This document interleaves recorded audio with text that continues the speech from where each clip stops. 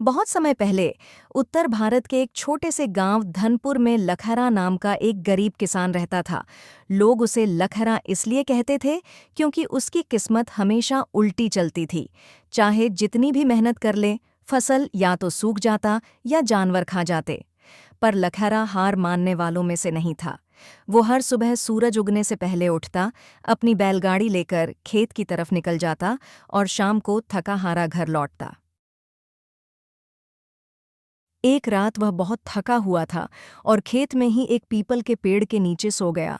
सपने में एक बूढ़ा साधु आया और बोला, लखहरे, तेरी मेहनत सच्ची है, पर तुझे अपनी बुद्धि का इस्तेमाल करना नहीं आता। कल सुबह सूरज उगने से पहले इस पीपल के नीचे खुदाई कर, तुझे तेरा भाग्य मिलेगा। लखहरा डर तो गया, लेकिन सुबह होते ही उसने वहीं किया। खुदाई करते करते उसे एक पुराना लोहे का हल मिला। हल पे कुछ अजीब सा चमक रहा था और उस पर संस्कृत में लिखा था, जो मेहनत करेगा ये उसका भाग्य बदलेगा।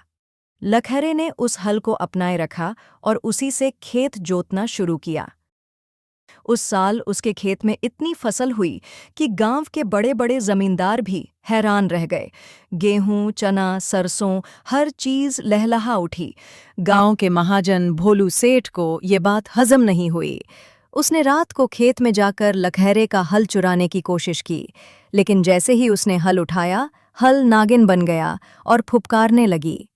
डर के मारे भोलू सेठ भाग खड़ा हुआ। फसल बेचकर लखहरा अमीर तो बन गया, लेकिन उसने अपना एक पैसा भी फिजूल खर्च नहीं किया।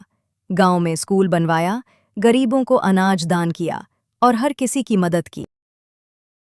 गांव में लोग कहने लगे, अरे मोहन, सुना है लखरा अब धनवीर लखरा बन गया है। उसकी किस्मत तो सच में बदल गई।